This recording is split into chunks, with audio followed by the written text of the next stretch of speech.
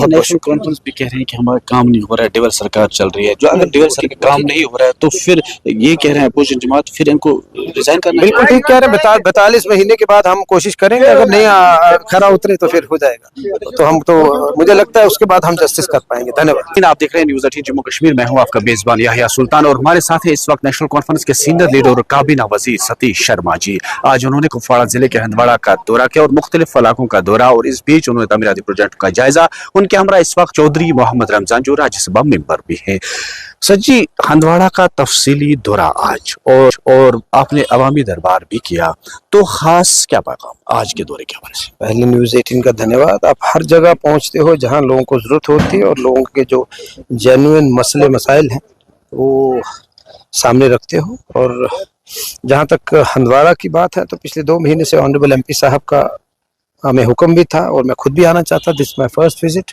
18 महीनों में पहले आया मैं, लेकिन पूरी तरह हर जगह पहुंचा नहीं। कुपवाड़ा 2-3 बार गए, तो इस एरिया में पहली बार आया। कुछ जेन्युइन इश्यूज थे, खासकर साइंस टेक्नोलॉजी का जो एक इमारत तैयार हो रही है, पैसे की किल्लत की वजह से रुकी है, बहुत देर से चली है, क्या वजूहत रहे उसकी छानबीन होगी। और दूसरा कुछ फंड्स की ज़रूरत है, उसको कंप्लीट करके यहाँ लोकल बहुत बड़ी एक डिमांड है, देराना डिमांड भी है और जेन्युइन भी है कि वहाँ पर प्ले ग्राउंड बना दिया जाए। तो हम कोशिश करेंगे, अगर खेलो इंडिया के तहत हर डिस्ट्रिक्ट को हेडक्वार्टर को दे रहे हैं, यहाँ भी कुछ अच्छा खेल गांव टाइप हम दे दें।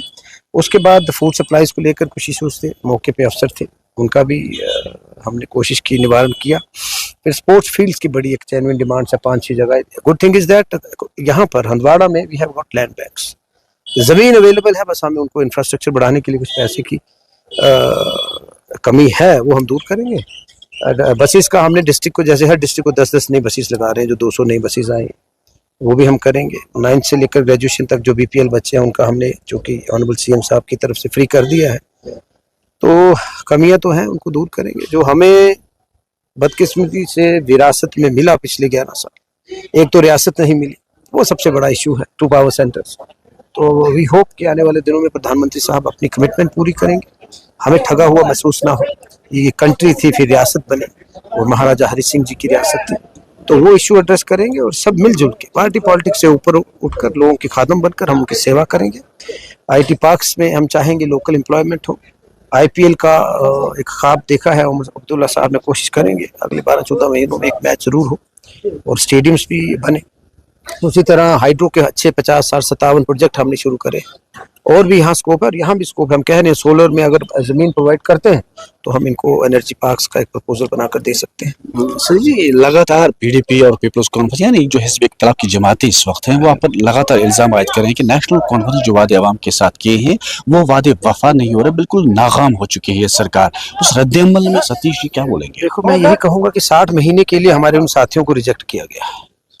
रिजेक्शन की फीलिंग बहुत बुरी होती है, लेकिन पीसी है या बाकी पार्टीज को 60 मंथ्स के लिए रिजेक्ट किया गया, उनको बड़ी ग्रेसफुली उसको एक्सेप्ट करना है। 60 महीने के बाद जब सरकार उमर अब्दुल्ला गवर्नमेंट अपना रिपोर्ट कार्ड पेश करेगी, उसमें तमाम जो हमारे इशूज वो हम देंगे।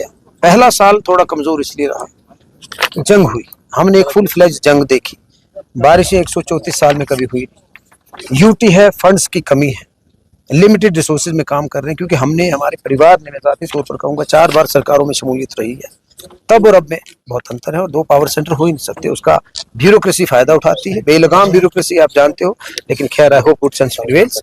जो जियो पोलिटिकल हालात है वो भी कभी नहीं हुआ ऐसे, तो इसलिए मुझे लगता है कि सारे जो हमारे ओपोजिशन वाले लोग कह रहे हैं उनको ये चीजें रखनी, और मैं भी उनको एक यकीन दिलाता हूँ कि आप अच्छी ओपोजिशन करो। Opposition for the sake of opposition नहीं करनी, लोगों के खादम बनकर जैसे हम काम कर रहे हैं आप भी बनो। और 60 महीने लंबा समय है, अभी 3.5 साल है। उसके बाद जब जो वादे हमारे मंशूर में थे वो हम पूरे करेंगे। 370 की वापसी को लेकर आप कह रहे हैं कि जंतर मंतर पे आप बड़ा एहतजाज होगा, क्या उस वादे पे आप कायम रहेंगे या आपको जाने नहीं? हमें प्रोटेस्ट करना नहीं, क्यों नहीं जाने देंगे? देश में डेमोक्रेसी है, स्टेट वापस लिए कोई मजाक थोड़ी है। और वादा किया गया था एट अप्रोप्रिएट टाइम।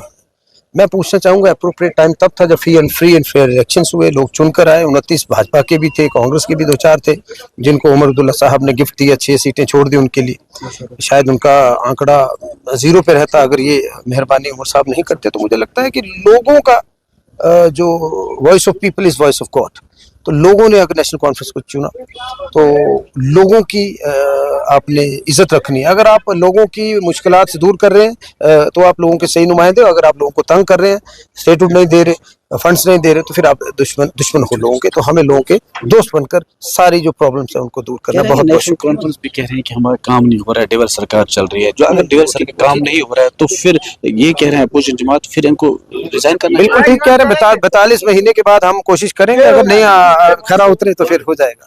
तो मुझे लगता है उसके बाद हम जस्टिस कर पाएंगे। धन्यवाद। God bless you. ठीक था।